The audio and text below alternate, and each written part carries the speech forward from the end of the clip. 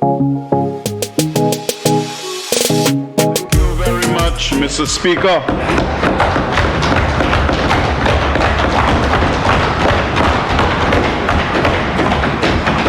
Mr. Speaker, I believe it was Socrates who said, and I quote, "The highest realms of thought are impossible to reach without first attaining an understanding of compassion," unquote. Mr. Speaker, you need no convincing whatsoever that this 2023-2024 appropriation bill is pregnant with compassion. And of course that the member for Labri Oje gives unbridled support to the appropriation bill.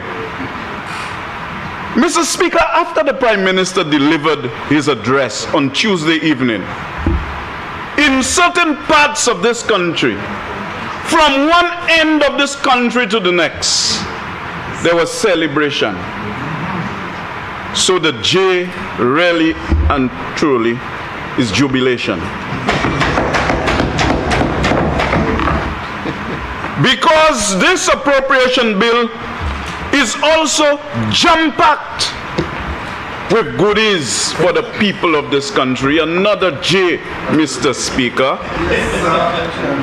Mr. Speaker, the leader of the St. Lucia Labour Party and Prime Minister came from a party of bread, justice and freedom. And the J for justice has been introduced in the pages of the appropriation bill. Mr. Speaker, this appropriation bill has all the elements of an excellent budget, because as the Prime Minister and Minister for Finance's budgetary policy statement enunciates a comprehensive set of policies, programs and plans to overcome the financial, economic, social and environmental challenges required to develop a dynamic, innovative, inclusive, competitive and sustainable economy to meet the needs of the current and future generations of St. Lucians. And this budget obviously can be described as one pregnant with policies that gel together. Another J, Mr. Speaker. You have a man who's judicious in dealing with the business of this country, Mr. Speaker. Another J. And of course, the last one yesterday that my colleagues talked about was jobs. Another J. Now, when a man has presented such a budget, what do you expect from the opposition? They must be jealous. They are jittery. They are jumpy. They are jaded.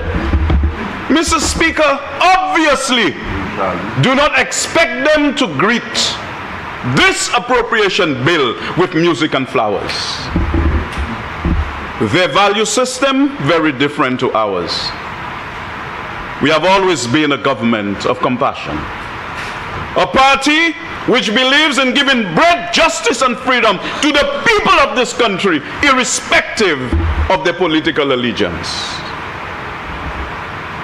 Because the Prime Minister knows that he needs to put this economy back on track. Because what we can deliver will always be a function of the economic and financial health of the country. It's just like a home. A father is employed, getting $5,000 a month, taking care of his kids. He can do so much. If he loses his job, Mr. Speaker, and then the children cannot understand that and they continue to demand what he cannot afford, that's something else. Because the people of this country were coming from a period of COVID where in excess of $300 million being given for income support, and they were gasping for air and they were sucking salt during that particular period. whilst the FFF empire got fat, Mr. Speaker.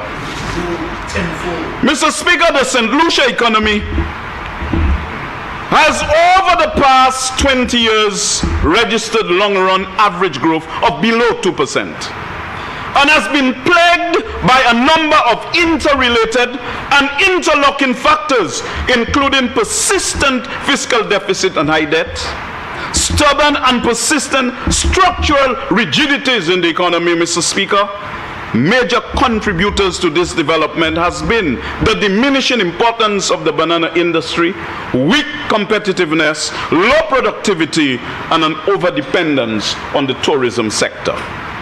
These interrelated factors, Mr. Speaker, have been significantly exacerbated by external shocks, including frequent and major fluctuations in energy prices, other external shocks including financial crisis, and more recently the COVID pandemic and the Russian-Ukraine war, not to mention the planet's greatest existential threat, climate change. The challenges facing the St. Lucia economy, Mr. Speaker, while by no means insurmountable, are quite complex. Hence, these challenges, Mr. Speaker, require careful diagnosis and the crafting of evidence-based policies grounded in solid analytical and research work. The policies contained in this budget, Mr. Speaker, have been carefully calibrated, Mr. Deputy Speaker, to address these ongoing challenges, and we are already seeing the benefits from the successful delivery of some of our policies. We unfortunately, Mr. Speaker, have had to manage an economy that was broken, broke, mismanaged, and misdirected. An unfortunate legacy bequeathed to us by the former administration led by the leader of the opposition, masquerading as Fay Jewi Tut in this honorable house and the country as a whole. Mr. Speaker, we continue to hear the opposition peddling untruths, indicating that they left behind a sung platform for our government. Nothing, Mr. Speaker, is further from the truth, Deputy Speaker, as I will now clearly demonstrate. They practice the trickle-down economics, which all over the world has been a palpable failure, Mr. Speaker. How can an approach that plunged the economy of this country before COVID in 2019 in a precipice, how could such body of policies provide any type of explanation for the magic in the economy today? How can you use that to predict with certainty that the economy would grow, Mr. Speaker? The last report card of the former administration was issued by the International Monetary Fund through its 2022 Article 4 consultation. I think we can all agree, Mr. Speaker, that the IMF, Mr. Deputy Speaker, that the IMF is an independent arbiter. For the benefit of honorable members, Mr. Speaker, the 2022 IMF Article 4 report can be accessed on the website. In this regard, I now turn to the subject of economic policy, and I wish to first deal with economic growth, Mr. Speaker. This is what the IMF had to say about the projected growth of St. Lucia, and I quote, "Output is projected to gradually recover to the pre-pandemic levels by 2024. Slowed by the impacts of the war in Ukraine and the tightening of global financial conditions," unquote. The reference for this is page 8 of the IMF report, Mr. Speaker.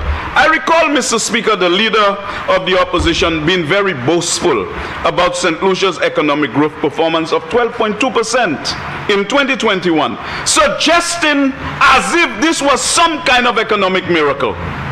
Mr. Speaker, he portrayed himself as a wizard waving a magic wand to cause this growth performance. What the leader of the opposition failed to say was that the context in which the growth of 12.2% was realized was a massive contraction of 24.4% in 2020, which of course that level of contraction was largely his doing. Our report card to date, Mr. Speaker, is contained in the 2022 Economic and Social Review. St. Lucia's growth performance was by far the best in the OECS and second only to Guyana in CARICOM. And we all know, Mr. Speaker, we all know it's because Guyana discovered oil. Now, if we still had our coconut oil, we're growing even better, you know, Mr. Speaker. But that's for another show. So, as I indicated, only Guyana in CARICOM, Mr. Speaker. And you heard right, we grew by 18.1%. This growth performance exceeded the 12.2% in 2021 and was far higher than the ECCU average of 8.9%. The growth rates of other countries in the ECCU are as follows: Antigua and Barbuda, 8.5%, Dominica, 5.9%, Grenada, 5.9%, St. Kitts and Nevis, 7.7%, and St. Vincent and the Grenadines, 5%. We were the only country in the ECCU to record double-digit growth, Mr. Speaker. The chorus of propaganda being disseminated by the opposition has now been totally and utterly refuted and discredited by the data presented by the Statistics Department. The reference for this data, Mr. Speaker, is page 10 of the Economic and Social Review. Moreover, Mr. Speaker, this impressive growth rate was achieved despite recording a contraction of 12.6% in the construction sector, and was broad-based led by tourism with growth of 58.5%, 9.8% in agriculture, 11.4% in manufacturing, 19.3% in transport and storage, and 33.7% in communication and information services. The reference for these growth rates, Mr. Speaker, is page 91 of the Economic and Social Review. Mr. Speaker, this performance is even more impressive because the IMF predicted that we would recover to pre-COVID levels of GDP by 2024. We have, for all practical purposes, attained pre-COVID levels in 2022. In fact, we are only below the pre-COVID level by 1.1%. This government continues to defy expectations, Mr. Speaker, and to beat all forecasts that were originally predicted by the IMF. Barring any major external shocks, natural disasters, and black swan events, we are poised to surpassing the level of real GDP of 2019 in 2023. Mr. Speaker, the member for Choiseul Saltibus, where has he disappeared to, should take note that the Honorable Philip J. Pierre, Prime Minister and Minister for Finance, passed a budget for fiscal year 2022-2023, which coincided with the laudable performance of the economy during that period. Mr. Speaker, the member for Choiseul Saltibus should be reminded that we continued the implementation of the budget for fiscal year 2021-2022, which ended on March 31st, 2022. It is therefore bad news, Mr. Speaker, for the member for Choiseul Saltibus to give credit to the former administration for the economic performance in 2022.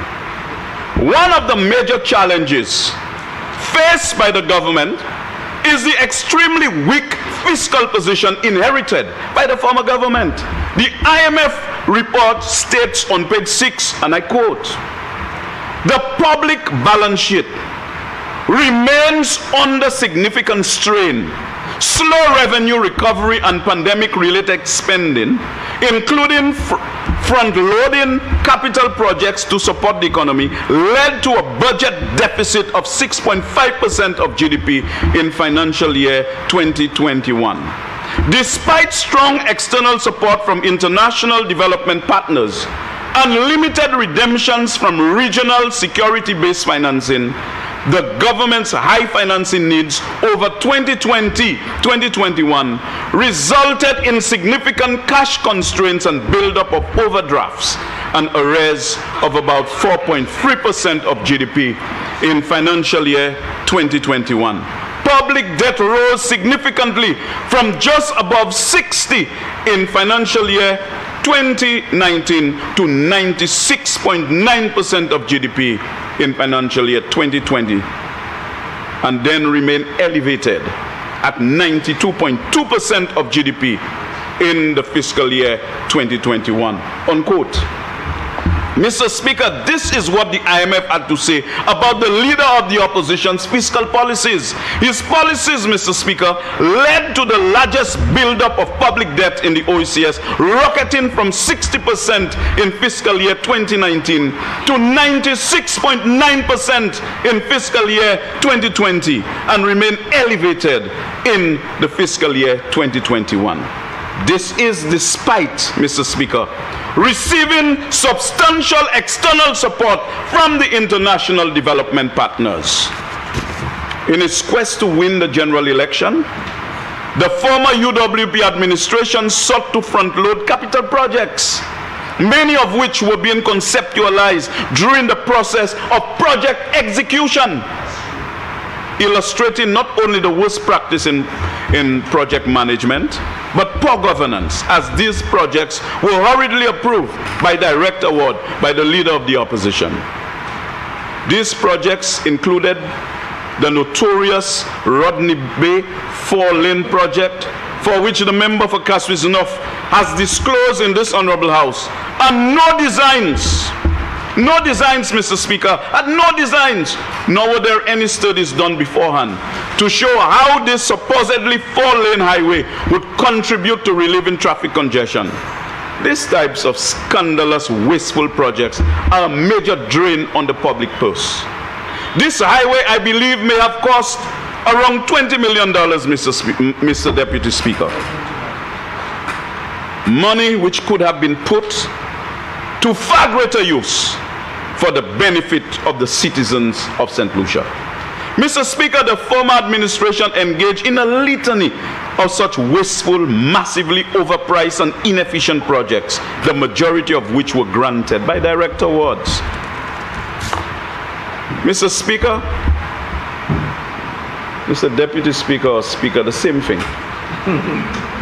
Led by the extremely competent and principled member for Kaswis East, has managed the scarce resources of the state in a manner that ensures economy, efficiency, and effectiveness so that the people of St. Lucia will benefit.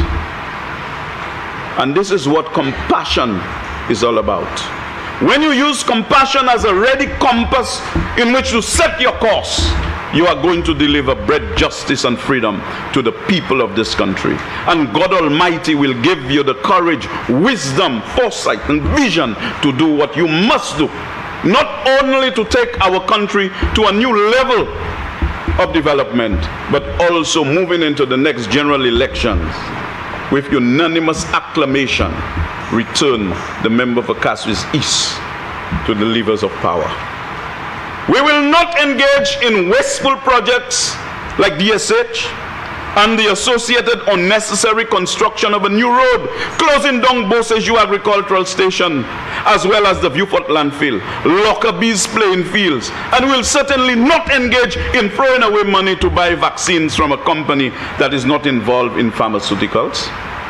Our policies, Mr. Speaker, are to ensure economy, efficiency, and effectiveness of government expenditures, to ensure that these expenditures have the largest impact on growth and development, and more importantly, benefit the people of St. Lucia.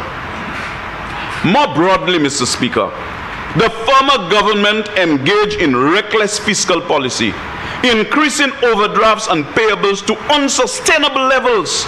Mr. Speaker, the IMF pronounced a bleak, stark, and gloomy outlook had we continue with the failed policies of the former UWP government. This is what the IMF said, Mr. Speaker, and I quote, "The fiscal outlook presents significant challenges due to high public debt and large refinancing needs. Assuming no policy changes, public debt is projected to stabilize at a high level, near 90% of GDP in the medium term. Unquote. The reference for this is page 8 of the IMF Article 4 report, Mr. Speaker. The UWP government's legacy, Mr. Speaker, was to leave us with the current policies, resulting in public debt stabilizing at 90% of GDP in the medium term. When I read this, Mr. Speaker or Deputy Speaker, I was flabbergasted. As a public debt to GDP of 90% in the medium term was clearly putting St. Lucia on a steep fiscal cliff, which would seriously jeopardize our prospects for economic growth and development. At this juncture, Mr. Deputy Speaker, I need to respond to an ill-conceived and illogical statement made by the member for Choiseul-Saltibus. I'm happy that he's back. He stated that we argued that the loans that were contracted during the COVID pandemic were irresponsible loans. Mr. Deputy Speaker, the member for Choiseul-Saltibus needs to be enlightened. What we questioned was not the irresponsibility of the loans, but the utilization of those loans which were disbursed to benefit a select few in the country. We questioned the utilization of these loan funds which were being disbursed to the FFF with little benefit to the people who at the time were suffering and not benefiting from these funds, which were intended to provide relief to the people of St. Lucia.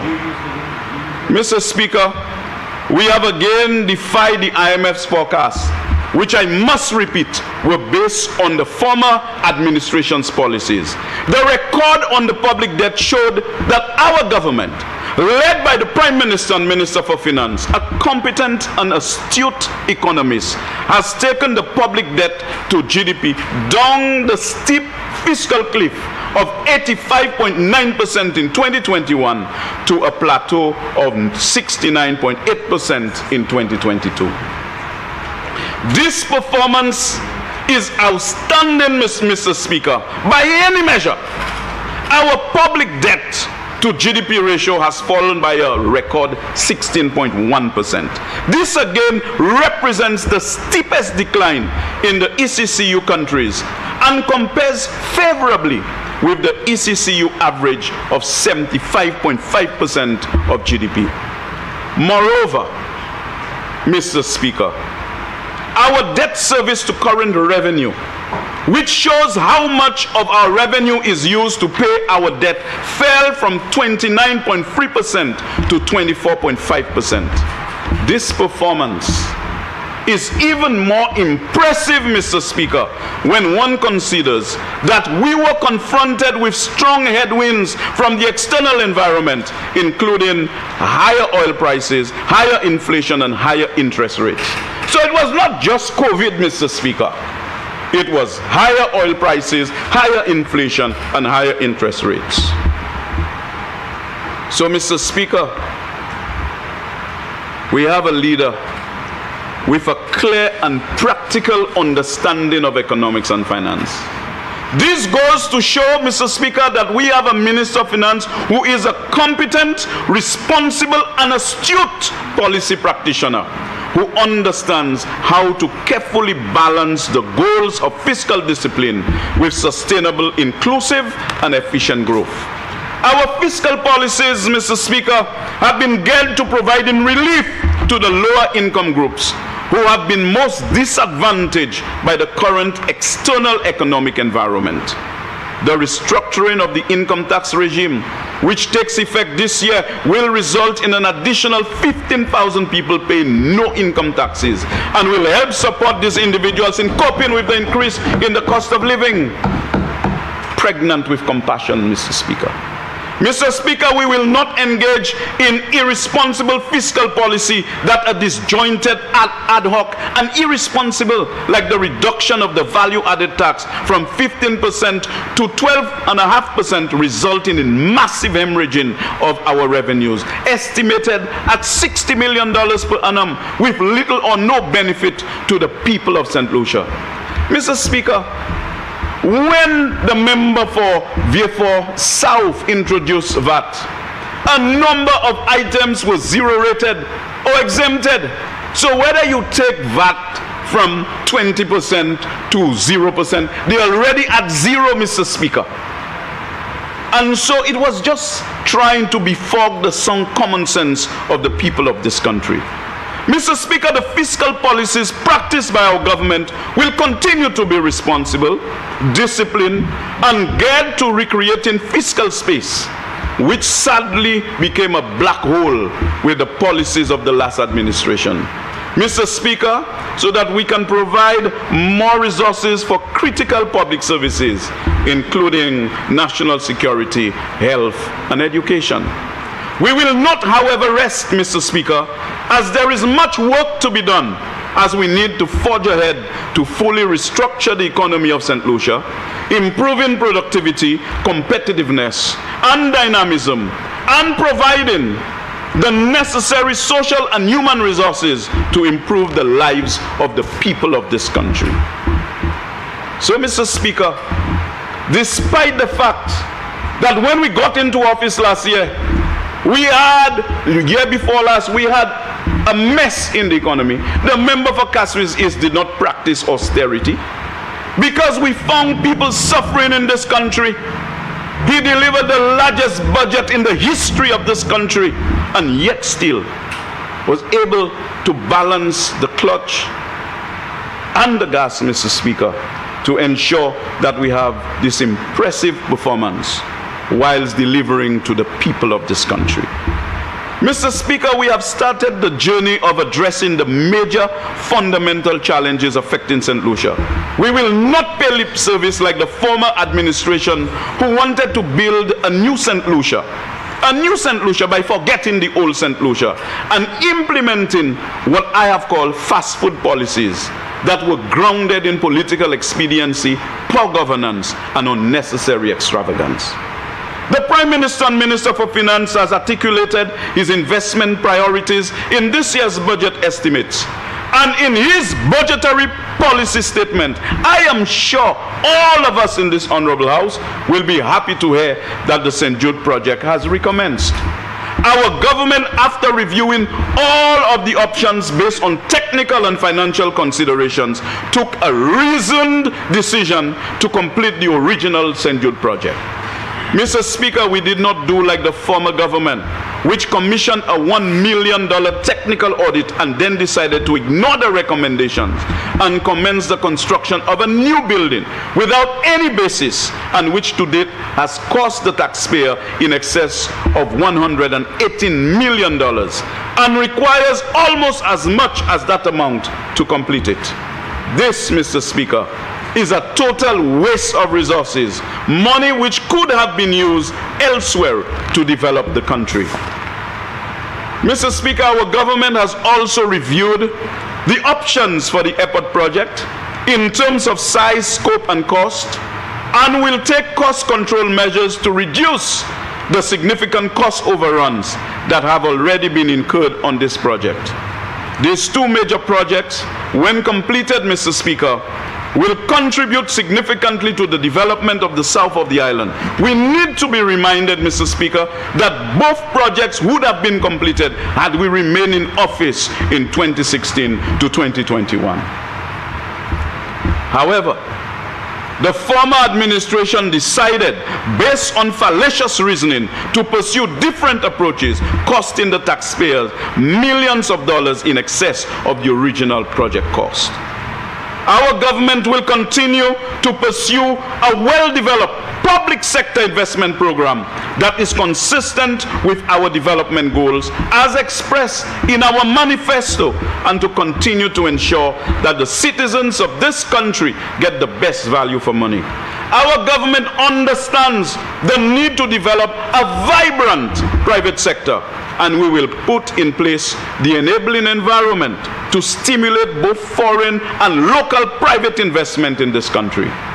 We will, to the extent possible, remove the impediments constraining private sector investment. We will also honor agreements made with prospective investors, unlike again the former administration, which reneged on the agreement with Range and was forced to pay millions of valuable taxpayers' dollars as compensation to Range. It is well known, Mr. Speaker, that the major source of growth and dynamism in the private sector is the micro, small and medium enterprises sector, or the MSME sector as it is known. The sector has tremendous potential for creating jobs and opportunities for existing and new businesses. We are going to continue to carry out a sustained assault on unemployment by having the people of this country to be active participants in the development of the country. Our government will continue to provide support for this sector, and in this regard, the government recently implemented a new MSME facility which will be managed by the Ministry of Commerce, Manufacturing, Business Development, Cooperatives and Consumer Affairs, and the St. Lucia Development Bank will be the disbursement agency. This is an EC $10 million loan facility aimed at providing post-COVID pandemic relief to registered MSMEs. It is a 70% grant and 40% loan funding with a concessionary interest rate of 3% per annum. It is the intention of our government to continue to provide support to this very important sector. As you know, Mr. Speaker, the results from that will not be a product of spontaneous combustion. It will take time. It has a certain gestation period before it gives birth to result. But I know at some point in the future, I know that over the next 8 years, as Prime Minister of this country, the member for Castres East will take us to the promised land, Mr. Speaker. Mr. Speaker, we need to address, as a matter of priority, the long-term structural rigidities in the economy to improve financial, economic, and physical resilience, and thereby improve the long-term productivity of the economy. The available research indicates that there are skills mismatches in the labor market and points to the need to invest more resources in relevant education that is aligned with the economic priorities of the government. Since assuming office, Mr. Speaker, the unemployment rate has continued to fall. Based on the labor market data from the Statistics Department, and this can be accessed, Mr. Speaker, at the following website, and it was on the screen on the official Labor Department website, and you will get historical data. The unemployment rate reached a high of 24% in the second quarter of 2020 and then averaged just over 23% in the first 3 quarters of 2021. In the last quarter of 2021, the unemployment rate dropped to 19.6% and continued to drop in 2022, falling to 16% in the first quarter of 2022. This is the lowest unemployment rate recorded over the last 10 years, and then increasing to 17.5% in the second quarter of 2022. Overall, Mr. Speaker, the average annual unemployment rate fell from 21.9% in 2021 to 16.5% in 2022. Representing a reduction of 5.4 percentage points. Moreover, Mr. Speaker, the number of employed individuals is estimated to have peaked in the last quarter of 2022 at 91,270. Encouragingly, youth unemployment has fallen from 37% in 2021 to 26.9% in 2022.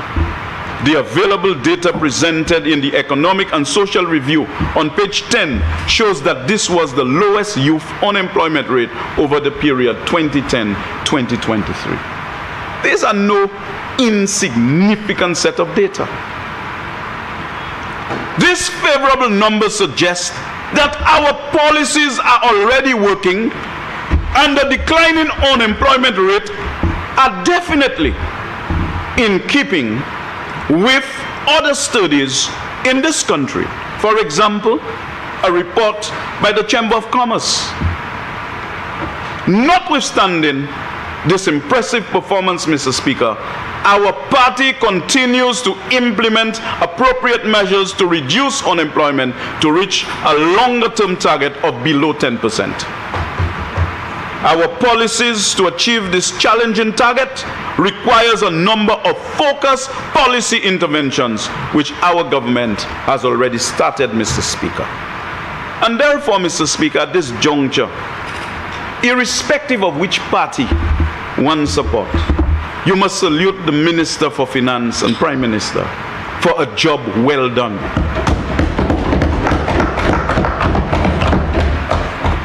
And when we reach out and we look at education, we need to target the education sector and increase the transition rate from secondary to tertiary education, working towards our long-term goal of having a university graduate in every family in St. Lucia. What will happen, Mr. Speaker, as we place more emphasis on education, where more of the secondary school graduates go to tertiary institutions, it will reduce the rate at which they are going to enter the labor market. And they will not be counted among the unemployed. So therefore, when you look at the overall handling of unemployment and of course economic growth, we will create a much improved framework, Mr. Speaker. It is important to note, Mr. Speaker, that a review of the labor market data would reveal that many of the unemployed are people with little or no educational qualifications.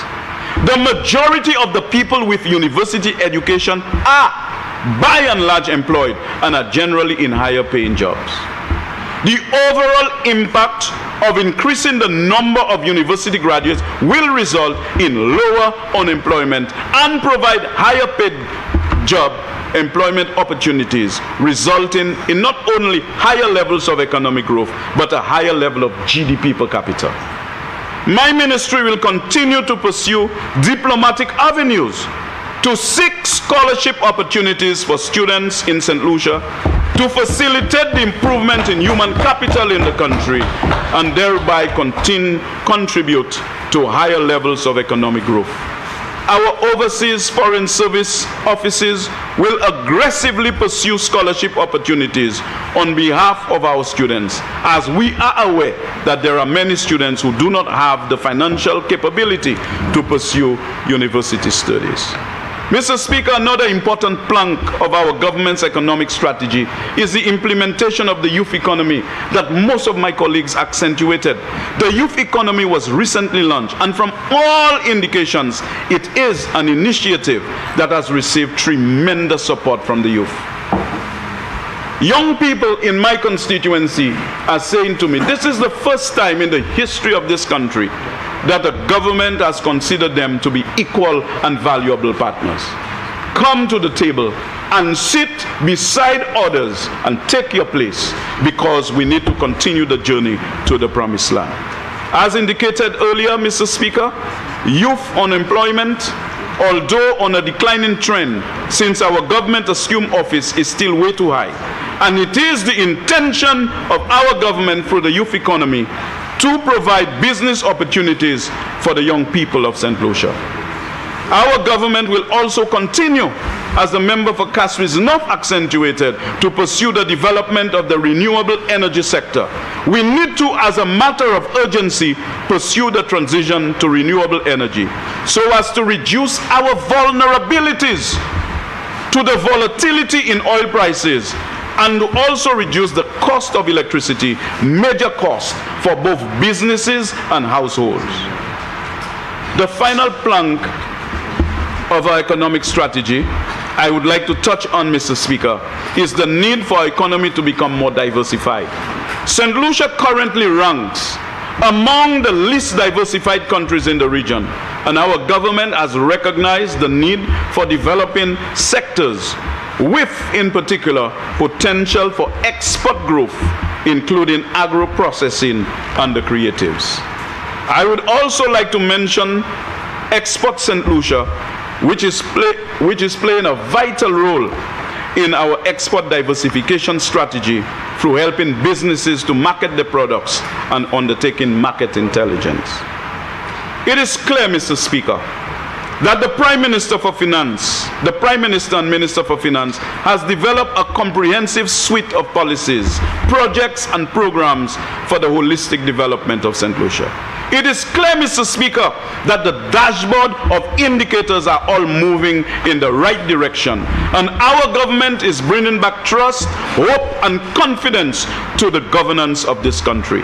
The country is being led and managed by an extremely astute and competent economist, and our government will continue to provide effective stewardship of the government's resources and to pursue the right economic, social and environmental policies and programs to develop an inclusive, sustainable and dynamic St. Lucia.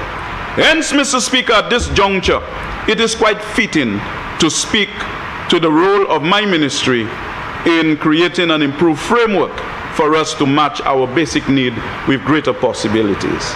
I speak of the Ministry of External Affairs, International Trade, Civil Aviation and Diaspora Affairs, the ministry that I have been assigned by the Prime Minister. When you look at the contemporary global political environment, Mr. Speaker, I have often said in this House, it is pregnant with the seeds of our country's continued marginalization. But Mr. Speaker, despite the difficulties of the moment, to advance the work of the ministry and government and people of St. Lucia, resident in the Ministry of External Affairs, International Trade, Civil Aviation and Diaspora Affairs is a cadre of well-qualified and highly motivated public officers in all the departments. They always work assiduously towards fulfilling the mandate of the ministry. And at this juncture, Mr. Speaker, I wish to salute my staff for working most times on the very trying circumstances, which include surveying multiple spheres simultaneously with limited resources. Mr. Speaker, contrary to the propaganda of many that the Ministry of External Affairs is a cost center and government spends more on us than major ministries, beneath the rubble of this propaganda is the truth that our ministry operates on a very small budget. Mr. Speaker, by way of example, in this year's estimates of revenue and expenditure, on page Roman numeral 6, summary of total expenditure, the Ministry of Education, for example, which is the big ministry that they say we get more money than, has a total of 242,677,700. The Ministry of Health, Wellness and Elderly Affairs, 186,448,500. Our ministry has a total budget, Mr. Speaker, I'm even afraid to say what it is, of 29,812,300. My ministry's allocation goes in the Ministry of Education budget almost 8 times, and that of the Ministry of Health 6.3 times. Now, a portion of that $29 million, over $1 million is to renovate a government asset in Washington. And of course, a very big chunk in excess of $5 million is to pay for regional and international organizations that we belong to. And the caca that's left, Mr. Speaker, that you need a microscope to see it, is what is being utilized to take care of my ministry and the missions, Mr. Speaker. So I want to get that clear. But whilst we are not getting a tremendous amount of resources, we are helping the country in realizing some fundamental objectives. And in the tireless dispatch of its mandate, the Ministry of External Affairs, Civil Aviation and Diaspora Affairs continues to facilitate and advance development cooperation at both the multilateral and bilateral levels. In this regard, the ministry's efforts have been tremendous. Indeed, over the year in review, and I just want to give you an adumbrate, we have facilitated and advanced an increasing quantum of development cooperation with more friendly governments. Now, I'm just giving a sample, because you don't have to draw all the blood from the human body to actually test for hemoglobin. Take a little sample. So I'm just going to give you all trailers, Mr. Speaker. And I'm going to start with Mexico.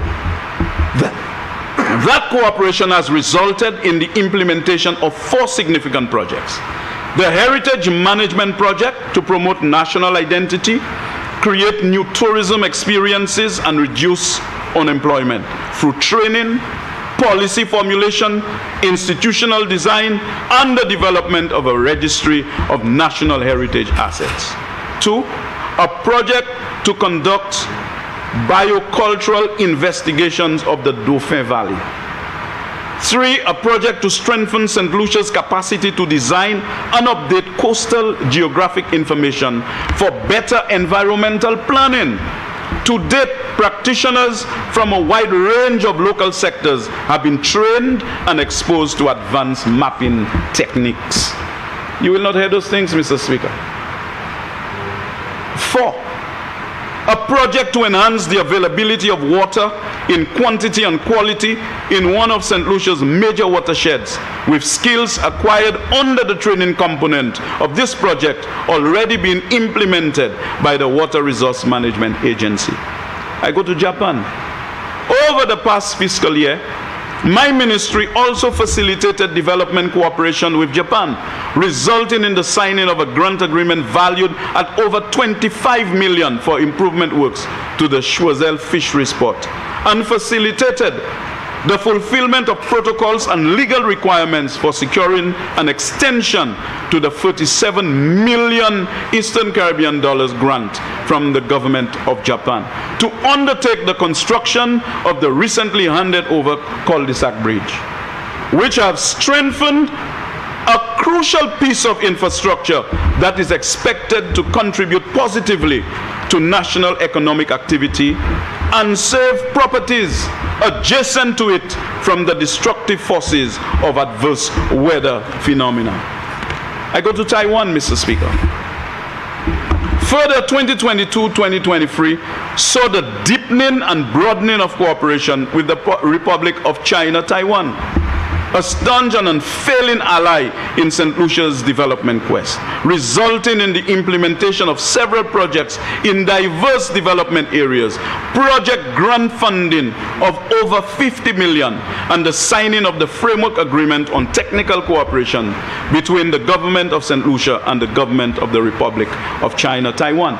Mr. Speaker, I have remained quiet during our many sessions in this House, but the Prime Minister recently, in accepting support from the Taiwanese administration, did indicate publicly that I was dispatched as Minister for External Affairs in some delicate negotiations to assist the country, to assist the fiscal framework of this country, and quite a significant number was realized in this regard that will impact every constituency positively in this country. The work of the Ministry of External Affairs. We are generally in the engine room. My staff are not among those they call cocktail ambassadors. We are not those who are masquerading all over the place. We work hard, Mr. Speaker. My protocol officers, sometimes only 2 of them, with vehicles breaking down sometimes, to ensure that we take dignitaries and others from the airport to the hotels and back to the airport. And during this fiscal year, Mr. Speaker, we need some vehicles. And I know that the Minister for Finance will understand now we need 3. In the area of health, the Ministry of External Affairs presided over bilateral cooperation with Brazil and Argentina that realized the supply of large quantities of vaccine, along with other medical supplies to fight various critical diseases that threaten the lives of our people, including a donation of 12,000 doses of COVID-19 vaccine, donation of 10,000 doses of tetanus vaccine, donation of 6,000 doses of polio vaccine, donation of large quantity of drugs for the treatment of viral hepatitis, just to mention a few. Canada. Bilateral cooperation between St. Lucia and Canada has continued with assistance in institutional capacity Member for building. Labrador, you have 10 minutes left. 40 minutes. Member for Castries Central. Mr. Speaker, I wish to invoke Standing Order 3210 to permit the member for Labrie an additional 40 minutes to conclude his presentation. Honourable members, the question is that Standing Order 3210 be invoked to allow the member for Labrie an additional 40 minutes in which to complete his presentation. And now for the question, as many as of that opinion say aye. Aye. As many as of a contrary opinion say no. I think the ayes have it. The ayes have it. Please proceed, member. Thank you very much, Mr. Speaker. Thank you very much, my colleagues. Similar to the last debate, I will not abuse your patience. The 40 minutes is more than sufficient. I will maneuver within such parameters and probably land way before that time. So, Mr. Speaker, as I was saying with Canada, our bilateral cooperation between St. Lucia and Canada has continued with assistance in institutional capacity, citizen security, public sector productivity and trade. Among the initiatives implemented were completion of a 5-year strategic plan to strengthen the Free Zone Management Authority's regulatory framework in order to facilitate significant and sustainable local private sector, regional and international participation in goods distribution free zone. Preparation of a maritime tourism strategy for St. Lucia with a focus on the cruising, yachting, ferry and pleasure boating subsectors and related inland services. 3. Completion of a human resources audit of the Sir Arthur Lewis Community College and the formulation of recommendations to align the staff and structure of that institution in readiness for university status. So, Mr. Speaker, a number of persons would look at the Ministry of External Affairs, and because we do not disembark on American Airlines with a fire engine on our head when we come from overseas, they make the assumption that the ministry is just a fancy ministry and people dress nice and go and work. But I can say to you that my staff, they are very, very hardworking people, and they will continue to work hard for the people of this country, and for every dollar spent on my ministry, you get 100 in return. France, Mr. Speaker, a deepening of bilateral relations with France and the French Department of Martinique was evident over the last year. In the crucial area of health, we continue to receive hospital-to-hospital support from one of the main hospitals in Martinique. And discussions continue with the aim of establishing a national MOU between the French and St. Lucia government. St. Lucia's Consulate General in Martinique, in collaboration with the Ministry of Health in St. Lucia, continue to engage the Martinican health authorities to find ways of simplifying the process for St. Lucian citizens requiring medical treatment in the French territory. And the Prefet of Martinique has indicated his keen interest in finding solutions to improve in the sector. From health to citizen security, over the past 7 months, the French government, through the police department in Martinique, has partnered with St. Lucia in the critical area of crime and security. The countries have engaged in border patrol exchanges on a frequent basis, as well as sensitive crime investigations. Martinique has committed to providing training to our police officers and to our investigative and forensics department. The training, as well as equipment donations to St. Lucia last fiscal year, amongst well over $100,000. In addition, a recent donation of equipment and other materials was made to the St. Lucia National Forensic Laboratory with an estimated cost of $22 million.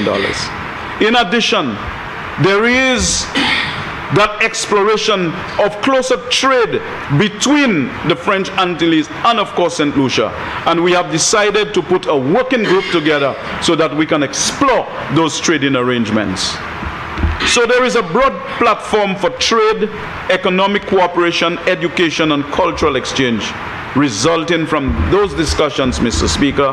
Like I said, the agreement is to establish technical committees to further explore opportunities in those spectrum of things. Venezuela, Mexico. As St. Lucia moves to improve South-South cooperation, Castries has restored and upgraded ties with Alva, TCP, Mexico, and Venezuela. Friendly, mutually respectful, and cordial relations were re-established between St. Lucia and, of course, Venezuela after the breakdown of previously productive and mutually respectful relations during 2016-2021. Accordingly, little time was wasted in the re-establishment of the Embassy of Venezuela in St. Lucia. Mr. Speaker, in New York, in the sphere of multilateral diplomacy and engagement, St. Lucia's ambassador to the United Nations, the Honorable Menisa Rambali, was elected chair of the UN Special Committee on Decolonization during elections held in February of this year. And whilst the youth are getting a bad rap, young St. Lucian Giovanni Henry was just last month appointed to the UN Secretary General's Youth Advisory Group on Climate Change. This is a group of 7 young climate leaders who will primarily provide advice and practical recommendations towards accelerating the implementation of the Secretary General's Climate Action Strategy. The St. Lucian National is one of those 7 young leaders appointed to this group for a 2-year term. He is the first from the Caribbean region to serve on this board, which seeks to ensure that youth perspectives remain at the heart of climate action at all levels. Meanwhile, St. Lucia has launched a campaign for the presidency of the Executive Board of the United Nations Educational, Scientific and Cultural Organization, UNESCO. St. Lucia as a candidate on the board, but this time the election is to be president of the Executive Board. And that election will be held in November 2023. And St. Lucia, given its experience and of course where it is placed, I am very optimistic that we will win that particular election. Consistent with the foreign policy of this government, diplomatic forays were made into Africa with diplomatic relations in the past year of 3 African countries. Additionally, diplomatic relations were also established with Tuvalu and Bahrain. In the coming weeks, we shall take to Cabinet a memo for the strategic engagement with the continent of Africa. And of course, Mr. Speaker, as soon as things get better, explore the possibility of physical presence on the continent as we try to reach new areas of cooperation that will benefit our country, create an improved framework for us to match our basic need with greater possibilities. The High Commission in the UK, as a result of a more active and progressive engagement by St. Lucia's mission in London, St. Lucia's High Commission is now a member of the Executive Committee of the Commonwealth Foundation. Through our mission in the UK, also St. Lucia was able to secure the attendance of the Director General of the World Trade Organization as our guest of honor to St. Lucia's 44th anniversary of independence celebration. Further, the High Commission has been engaging with universities and higher educational establishments to pursue opportunities for scholarships and for collaboration with St. Lucia. These engagements have led to the following. Birmingham University and Sir Arthur Lewis Community College are in communication with each other and are exploring opportunities for collaboration. 2, Waltham Forest College and Sir Arthur Lewis have been introduced to each other and have been facilitated similarly.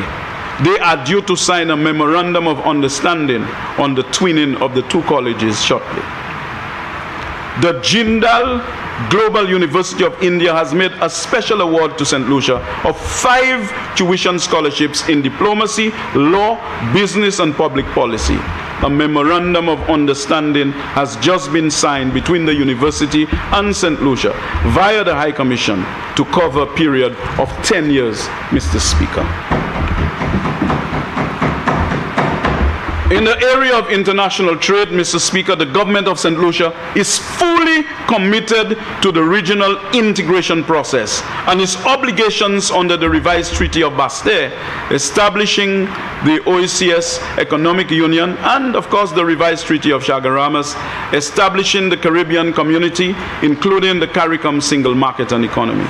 We continue to make incremental strides in implementing the policy and legislative framework geared towards the broad objective of improving the standard of living of the people of this country and the growth and development prospects of our country and regions, with a robust and coordinated trade policy regime being an important mechanism to meet this obligation. So, Mr. Speaker, again, when I speak about traveling to fulfill treaty obligations, it's sometimes expedient for people to point the finger and say, oh, those people are just traveling. I never leave St. Lucia and just go to a country. It's because of treaty obligations. We go to CARICOM, we go to OECS, because it provides an improved framework. Again, like I've said, for us to match our basic need with greater possibilities. So, Mr. Speaker, I can go on and on speaking about the WTO in terms of the benefits to be derived by being in a rules-based organization, and it benefits us. Without the rules-based system, we are at a distinct disadvantage in navigating the turbulence of the contemporary global political environment. Mr. Speaker, I don't believe time and strict relevancy will permit me to go through all the areas, but of course, before I conclude that segment, I want to talk about the Civil Aviation Department and its contribution. It's well placed to make its contribution to trade and the economic development of the country. Most of the tourists that come and stay in this country, they come via air, and my ministry is a vital pillar in facilitating airlines coming here. We signed an air services agreement with Qatar, creating an improved framework. It may not happen this year or next year, but certainly creating the necessary mechanism, the necessary framework for us to attract people from non-traditional destinations, Mr. Speaker. We have seen some legislative review towards dealing with the shortcomings of ECA, so that we go back to Category 1 status, creating again an improved framework for us to address some of the challenges in our particular region. I want to end this segment on diaspora affairs, Mr. Speaker.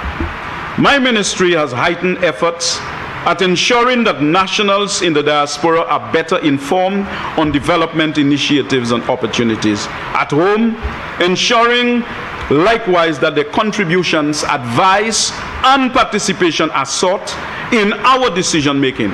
Consequently, we expanded our distribution list from under 300 contacts to over 3,000 in the last fiscal year, and significantly increased our presence on the various social media platforms, all in an effort to keep our nationals in the diaspora informed and hopefully engaged. 8 virtual public discussions or presentations were held with the support of our various missions to enlighten the diaspora on issues of citizenship, investment, passports, and customs. 3 in-person diaspora meetings were held, during which we directly interacted with over 300 nationals and live-streamed to thousands more globally. This is in addition to over 50 meetings or discussions held with overseas-based nationals possessing an interest in investment or seeking guidance on matters of their own development or that of the country. In an effort to bridge the gap in the diaspora access to services of the state, no fewer than 10 government or quasi-government entities were engaged fundamentally in an effort to improve their services and access to the services by the diaspora, and to promote the need for the greater engagement of our diaspora in their development activities. This included Customs and Excise, SSDF, Export St. Lucia, Invest St. Lucia, Ministry of Home Affairs, Citizenship Department, Civil Status Registry, Immigration, Sir Arthur Lewis Community College, and Ministry of Local Government. Harnessing the vast technical expertise that reside in the diaspora towards the advancement of St. Lucia's national development goals is a key priority for the ministry. In that regard, our outreach last year resulted in one of our nationals, Professor Dr. Cato Lawrenson, a renowned regenerative engineering scientist, visiting St. Lucia and staging meaningful engagements with our premier educational institution, the South Louis Community College, and facilitating the negotiation and signing of a cooperation memorandum of understanding between the South Louis Community College and the University of Connecticut, where he is a professor. This partnership has resulted in the launch of the Yukon Jump St. Lucia, Just Us Moving program, a healthy living initiative at the South Louis Community College. Additionally, discussions on the establishment of a regenerative engineering laboratory at the South Louis Community College and the development of a hybrid regenerative engineering course between the two institutions are proceeding with lightning rapidity. Minimal faculty exchange visits have been conducted, and the possibilities of more sustained faculty and student exchanges are being contemplated. In yet another strategic alliance, our Diaspora Affairs Office was able to secure European Union funding support through the International Center for Migrant Policy Department to conduct a skills profiling exercise of our nationals residing in the United Kingdom. The skills profile will provide us relevant data and information about our diaspora to facilitate better planning and decision making. The immense promise that lies in more optimal utilization of our diaspora was once again evident in the assistance received from the St. Lucia diaspora in the way of supplies for our hospital and relief for victims of last November's trough system, which adversely affected the north of St. Lucia. St. Lucia's consulate in Toronto mobilized and received donations from Charlotte Cleaning Products, a St. Lucian-owned business in Canada, of cleaning supplies valued at $153,174.58, or over $290,000 EC for our hospitals. So $153,174.58 in Canadian dollars, but $290,000 EC for our hospitals. Through the efforts of our Consul General in Toronto, there was also a shipment of a large quantity of relief items, including cleaning agents, clothing, food items, school supplies, and toiletries to the St. Lucia Social Development Fund for onward distribution to victims of the trough. Clearly, Mr. Speaker, the strategic priorities that frame St. Lucia's national development inform its external relations. And no doubt, Mr. Speaker, in keeping with the need to engage in some new avenues for us to take this country to a new plane of development, there are structural changes we ought to make in this country. And so, last time when I had the opportunity to address this House, maybe in 2001, I spoke about the usefulness of an economist to really deal with economic policy. Because given the parameters of St. Lucia's international relations, it has now shifted from the promotion of interest in an environment that is dominated by economic imperatives rather than ideological considerations. Macroeconomic policy is at the heart of foreign policy. Therefore, St. Lucia's foreign policy needs to be shaped by the very best economic analysis. Mr. Speaker, the use of empirical evidence and economic analysis are crucial in formulating and executing St. Lucia's foreign policy. It is therefore important to ensure that St. Lucia's foreign policy is underpinned by sound economic analysis. In this regard, the following is being done as we speak.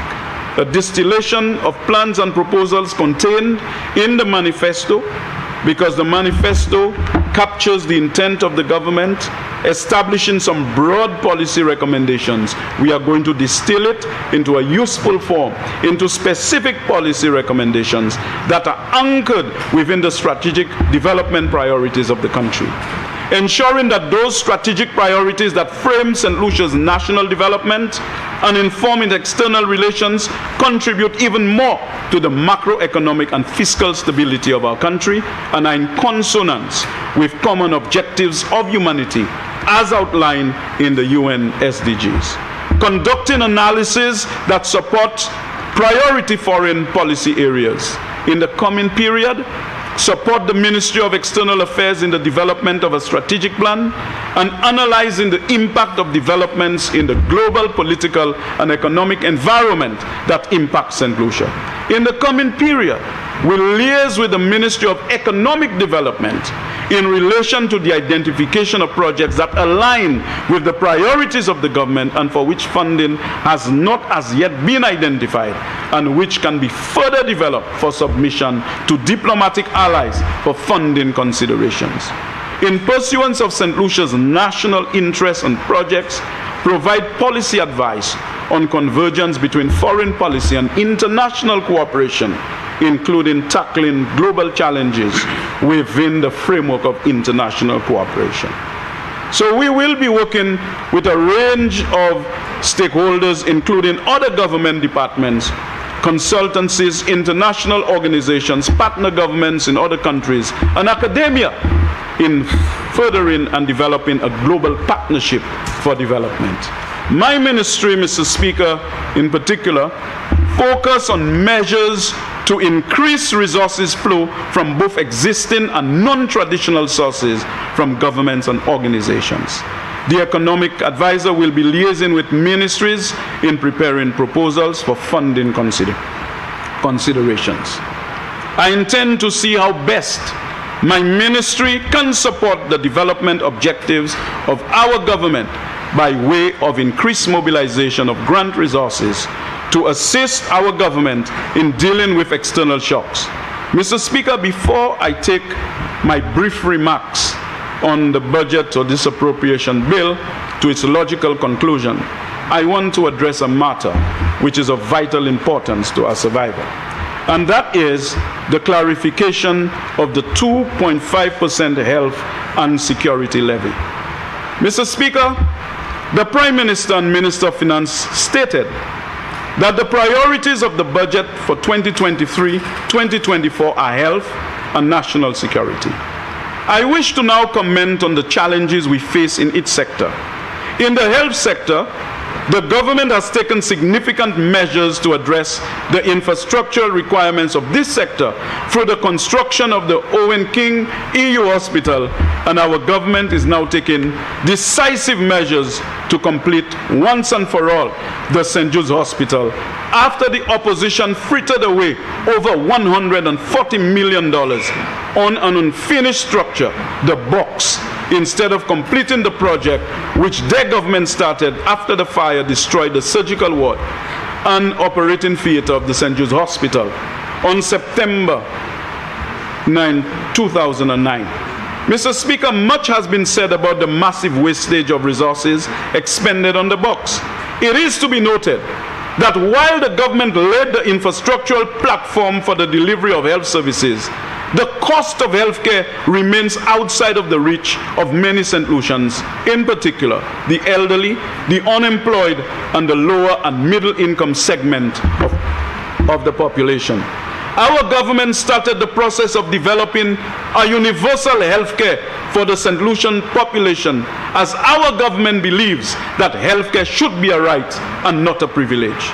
Mr. Speaker, when the government of the United Workers' Party took office, they discarded all of the technical work that was carried out and decided to embark on what they call national health insurance.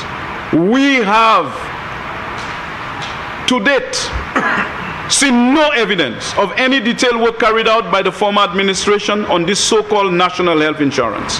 Mr. Speaker, the issue of healthcare is an important one for many St. Lucians who cannot afford the cost. All of the studies show, Mr. Speaker, that there is a need for additional resources to finance the universal health care, and it is our firm belief and indeed our philosophy that health care should be a right enjoyed by all St. Lucians. We therefore need to be decisive, Mr. Speaker, and address the elephant in the room and provide a financing source for UHC. Similarly, Mr. Speaker, the Labour Party government has historically been responsible for making significant improvements to the infrastructure and national security for the construction and upgrading of police stations throughout the island. Sadly, many of these stations have not been maintained and are now not fit for occupation. The Prime Minister and Minister of Finance has announced that a contract has been signed for the renovation and repairs to the Viewford Police Station, and that construction will commence has commenced on the Grosile Police Station. Moreover, the government has provided additional resources to the police, including notably vehicles. The government has also announced plans to commence construction of the Hall of Justice as a means to improve the justice system. Notwithstanding the foregoing initiatives, Mr. Speaker, there is need to invest additional resources in national security so that the government can make St. Lucia safer for its entire people. A fundamental role of government is to provide law and order, and it is a priority of the government to provide the police with the necessary resources to enable them to carry out the function more effectively and efficiently. I applaud the Prime Minister and Minister for Finance in taking the bold and decisive step in making more resources for health and security through the 2.5% health and security levy. Mr. Speaker, our government has implemented a series of measures designed to help the lower income and unemployed. These include providing significant reprieve to parents through waiver of facilities fees and the payment of CXC, mathematics and English, and the provision of laptops. More recently, the government made fundamental reforms to the income tax regime, resulting in all people earning up to $25,000 per annum will pay no tax. In this current budget, the government has significantly increased allocation for public assistance to strengthen the social safety nets.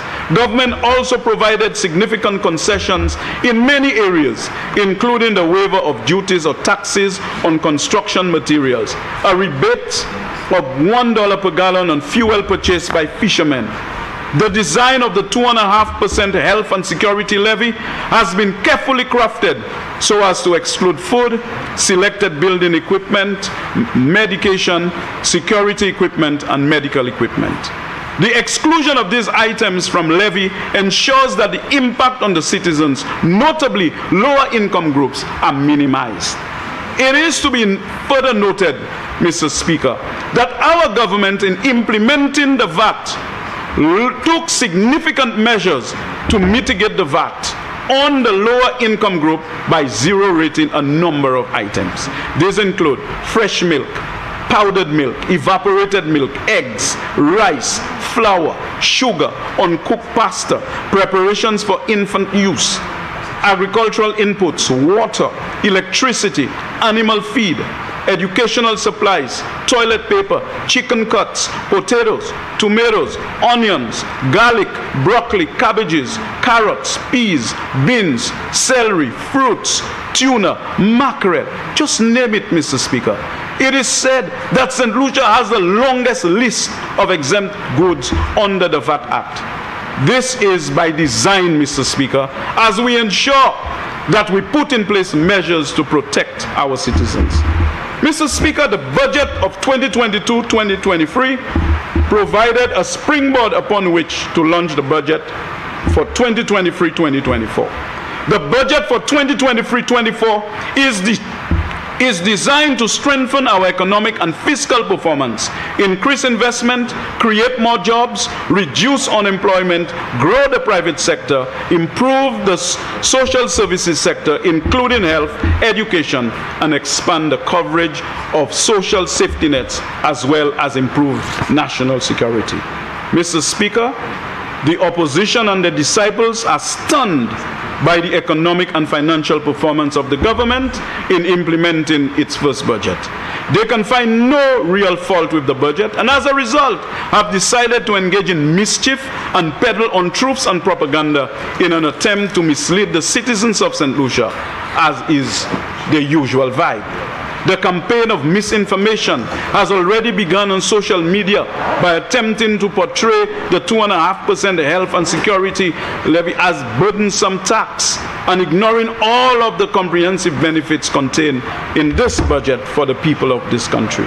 Mr. Speaker, they are putting all the skills they learned from Cambridge Analytica to full use, and we must be guarded at all times to provide the St. Lucian public with truth, honesty, and accurate information at all times. I am on a long final at this juncture in time, Mr. Speaker. And so, as I slow down for landing, I want to commend again the Prime Minister and the Minister for Finance for a job well done.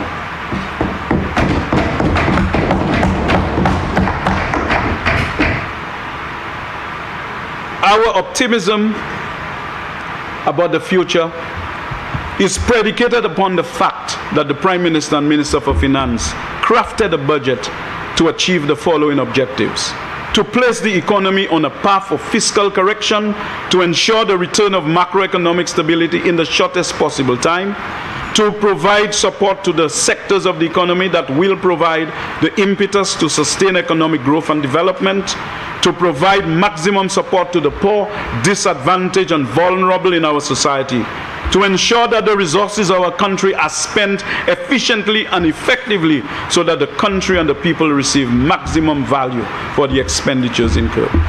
Mr. Speaker, this budget really gives expression to the meaning of our mantra of putting the people first, and is a budget that is inclusive, equitable, and growth-oriented.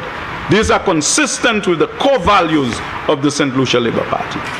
This budget marks a sharp departure from the budgets of the former government, which provided for a distorted form of development, resulting in widening income inequality and benefiting a select few that were coined the FFF. Under the leadership of the Honorable Prime Minister, St. Lucia will achieve the level of macroeconomic stability as well as the fiscal space needed to create opportunities for real and further increases in expenditure on social services, reduce the costs and risk for all investors, and therefore lay the foundation for increased investment and growth. Mr. Speaker, Singapore was able to make great strides over many, many years because one government with progressive policies implemented those policies. They got to maturity and gave birth to the type of results. And therefore, the performance I am seeing in this budget and in other areas by the Prime Minister demonstrates very clearly that this thing about pani du butapeya, one term this one, that term the another one, changing the change, that comes to an end now with the performance of the Minister for Finance and a cabinet that constitute a positive and a progressive crew that will fly through bad weather and effect a safe landing. We are on our way to the promised land, Mr. Speaker. Long live the member for Cassis East, and long live the cabinet of the St. Lucia Labour Party.